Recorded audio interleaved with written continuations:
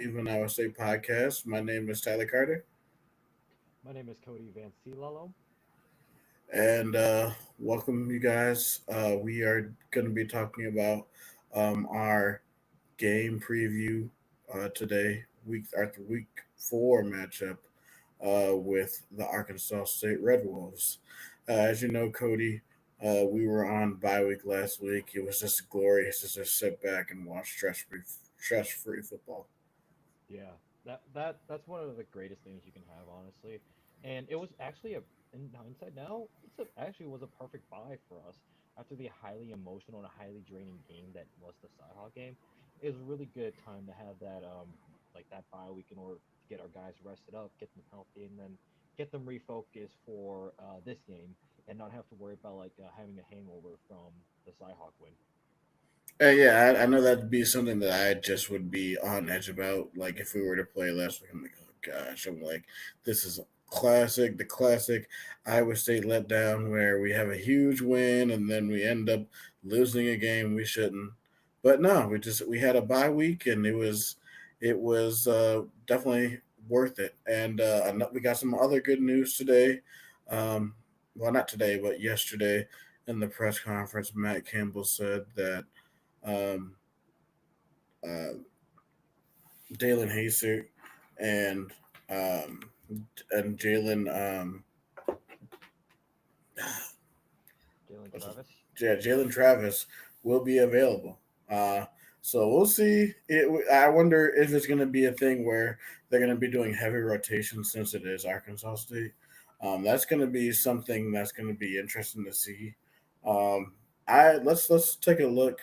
I'm going to share my screen, but let's take a look at um, how Arkansas State did last week against Michigan, and we'll go about that, and then we'll you know go give our thoughts and stuff.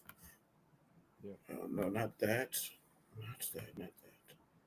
No. No. Sorry. Technical issues. But yeah, while we're talking, I'm taking a look here at Arkansas State. They come from the Sun Belt Conference, which some of you may know as like the home of teams like Coastal Carolina, James Madison, and App State. App State some people have hopes like can maybe be that G5 team to be in the college football playoff, maybe even Louisiana or like Texas State's even in that mix. The Sun Belt is certainly in the mix to be the conference that sends a G5 team to the college football playoff as the 12th seed. Yeah, G5 has some quality teams in there, so that's definitely going to be a fun race to see and see who which in the group of five, which I'm going to be steadily watching for, takes that playoff spot. So we have the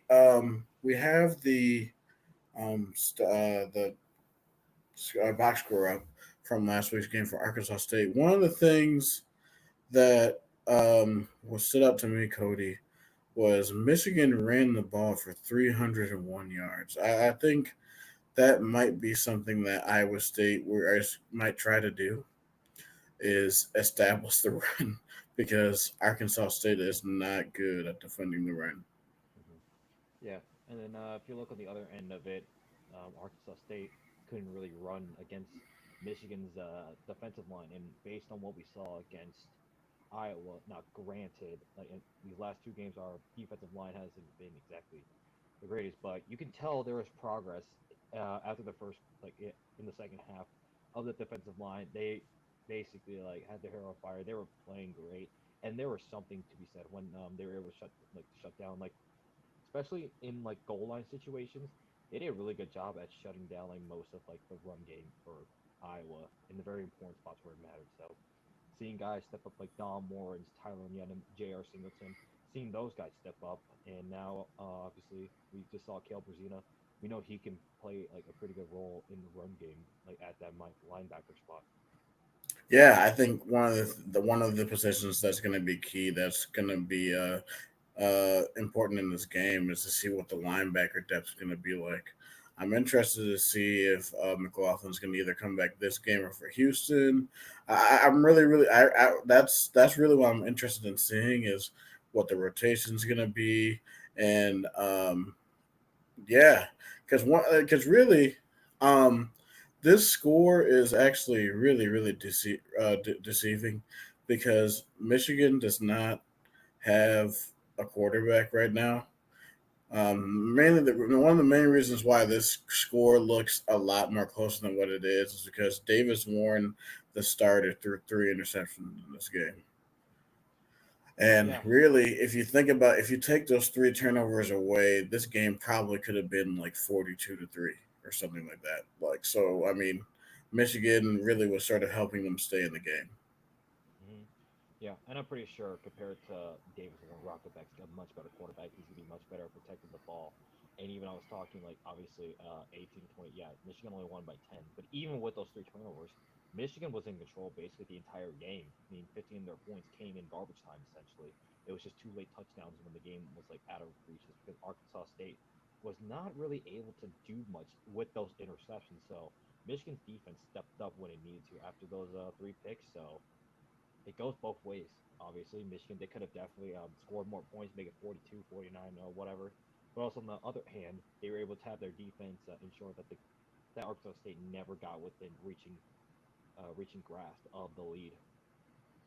Right. And yeah, so I do. There are maybe some players that we could possibly look out for. Quarterback, the starter Jalen Raynor. He has an ability to rush. He's pretty athletic. This Arkansas State is actually a pretty athletic team. They also have two pretty good receivers that are also uh, pretty sneaky fast. So maybe this possibly could be a test for us going into Big 12 play, but we shall see. Yeah, and maybe it's like we take a look outside of like that Michigan game. Take a look here at their was maybe Sunbelt or like no, they went up against Tulsa of the AAC, and noticing that Jalen Raynor had a much better performance against Tulsa. Obviously, like when you have similar competition, you tend to perform better. 21 for 32, 255 yards, two touchdowns, and one pick. Z Wallace, I don't remember his first name, but he had 16 carries for Zach 100 Wallace, yards. yeah, Zach Wallace. Okay, yeah. This game is a little more back and forth, so I think there might be some more that you see like in this game because I mean, you're going up against Michigan, so it's kind of hard to really tell like what they can do against like what they can actually do just because of that Michigan like that stout defense. So I think Iowa State has something like it certainly. I mean, no, unfortunately, they're not going to definitely. throw. They're not going to throw to like one of the like more underrated secondaries in the country. Like not enough people are talking about like the secondary of Iowa State. Well, yeah, Iowa State has a top five pass defense in college football right now. So I mean, now obviously everybody's gonna say, "Well, look at who they played." Still, though, that's still an impressive, really just an impressive thing by the clones, Hmm. just to be that stout in the pass game. Now, I do think that they'll be able to sure up uh, sure up the run defense um, because we have players that can go sideline to sideline, especially with how athletic our linebackers are. Hmm. So I wanna ask you, Cody, what are like three things in this game that you're looking for? Uh, Definitely like the big thing, and this is going to be like two things into one: the offensive line and the defensive like front seven. I'm just going to combine those into two things because like that's very important. Obviously, for the longest time, Matt Campbell's preached like details like in dealing winning in the trenches. That's a very important thing. This is going to be one of those games that really tells me like what we have at the offensive line and like the front seven, defensive line especially. I mean, with Jalen Travis and who was the second? Dalen Hasert. Jalen Haster coming back. I'm expecting to see bigger things like out of this team, like this offensive line. Be able to open up more lanes for Aubrey Sama, Jalen Jackson, or Constant Hansen, or whoever we have at running back. Open up more lanes, give them more options to really run the ball. Because last week there were like we had like our glimpses, like we were able to. Mm-hmm. I think in that second half, like, I'm gonna come back from the second half because it was just that amazing. We started to bully around Iowa a little bit, and Iowa has a really stout like front seven. That's what we were saying. Like, if for us to win that game, would have had to beat their front seven. We were able to. So open up those lanes, and then for obviously for our lineback, like our running backs to take them. Because there were times Abu Salma just immediately took the outside rather than taking like an open lane by the line. So that's something to work on, and I'm pretty sure that got worked on like this past week.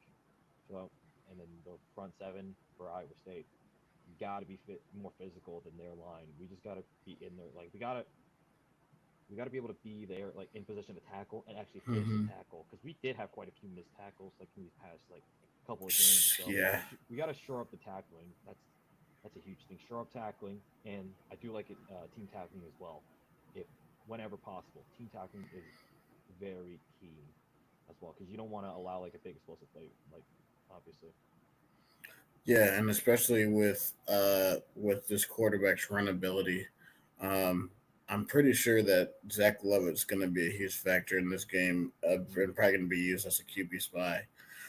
So three of the things that I'm looking for is one, like you. Number one for me is physicality on the lines. Like we're really gonna see, like, for real.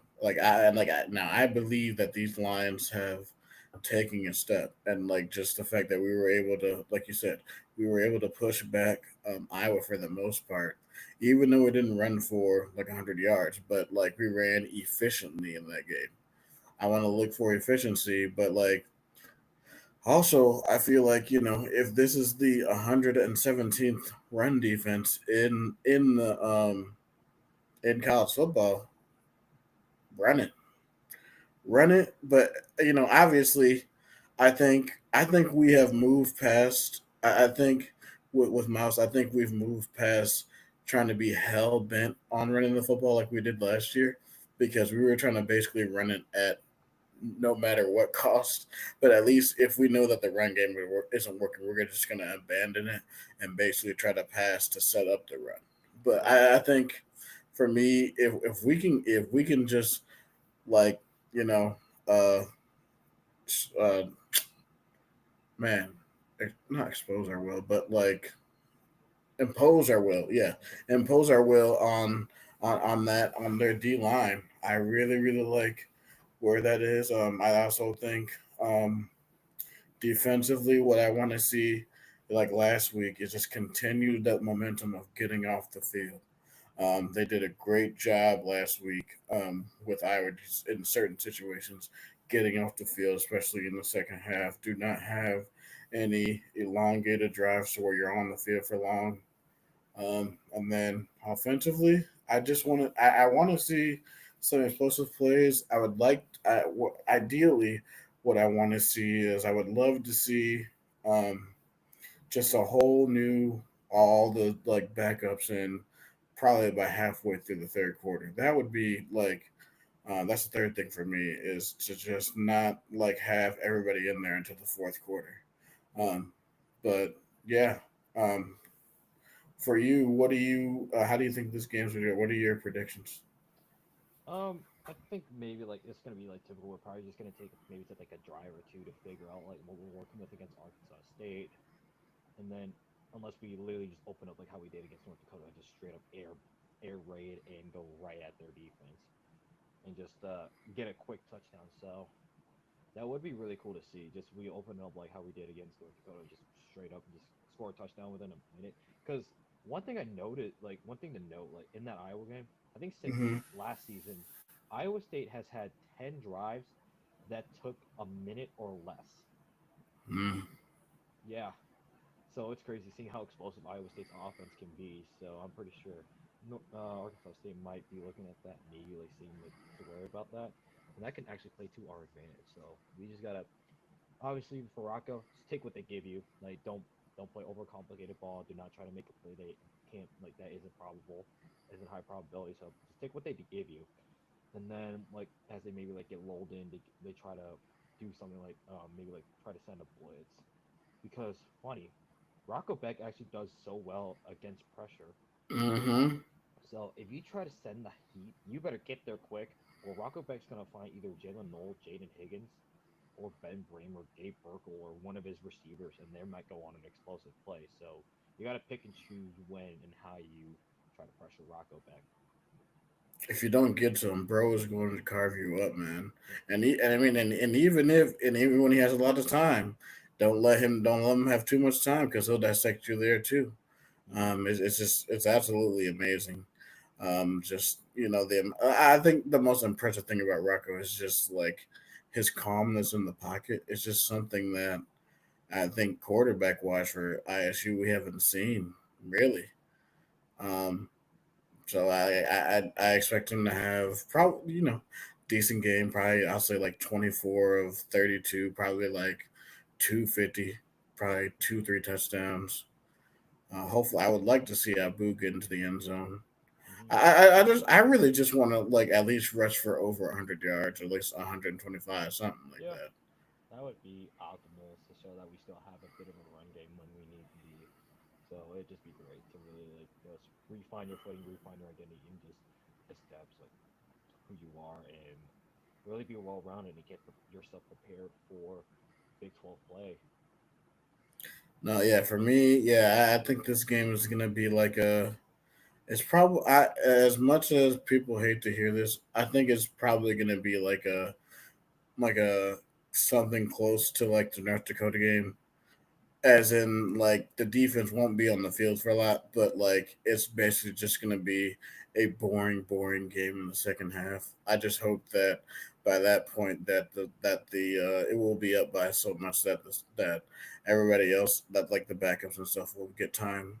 Hmm. Mainly, really, just to see how much depth that we have, Right. because I would love to see the younger receivers, and I also want to see what Austin looks like and Benny and Goy, um, and then just the tight ends too. Because I know like one, and I would love one formation that I would love to see is that T formation look, because that T formation I used that on college football, dude, on console ball 25. I'm like, dude, this you can run so many things at that T formation. You can run play action.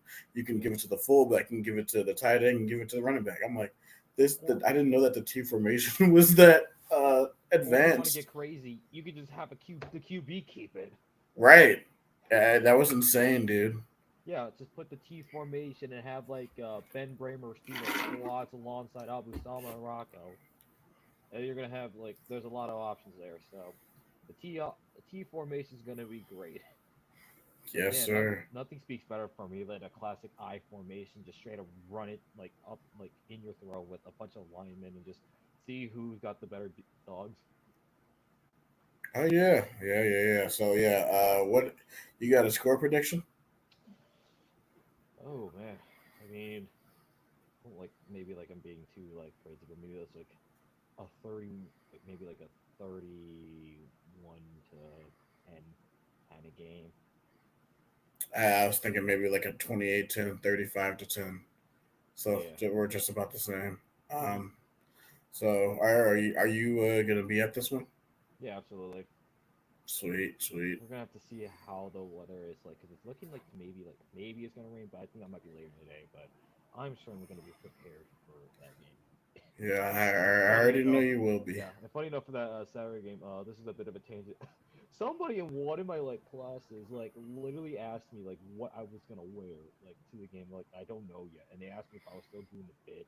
I'm like, yeah, I pretty much am at this point. Like everybody knows me as that, so it's got to be a continuation until like I graduate. You got, bro. I'm about to say, stick with the bit, Imagine I pull man. up to my graduation with it. Bro, if you do that, you gotta send me pictures. I might have to. All right. Oh man. Yeah. So yeah, that's our prediction. So guys, we think that ISU is gonna win comfortably in this game. So that so I think if we put on a good showing, we'll definitely everybody will feel good, and then we will be ramping into next week for uh, Houston, which will be our conference opener. But before that happens, we have to get to this game. Hmm. So we that we will kick off at 1 p.m. on Saturday on ESPN Plus. So if you don't have ESPN Plus and you're watching from home, make sure to get ESPN Plus. Or Also, yeah, yeah, or find somebody go that ahead, has it. or Or somebody that has it. Yeah, find somebody that has it. Yeah, do that. That's a much cheaper alternative. Once again, we thank you for listening to the Believe in Iowa State podcast. Reach out to us on Twitter. I'm at Sci Tie Guy. He's at Matt Campbell Impersonator. Yep. Um, Go and add us on social media on Twitter, Facebook, TikTok, and YouTube at Believe in Iowa State Podcast, BLEAV, and leave us a positive um, feedback on your favorite podcast provider. So, once again, this is Tyler Carter. And this is Cody Van Ciello. This is the Believe in Iowa State Podcast. Go Cyclones. Go State. Oh.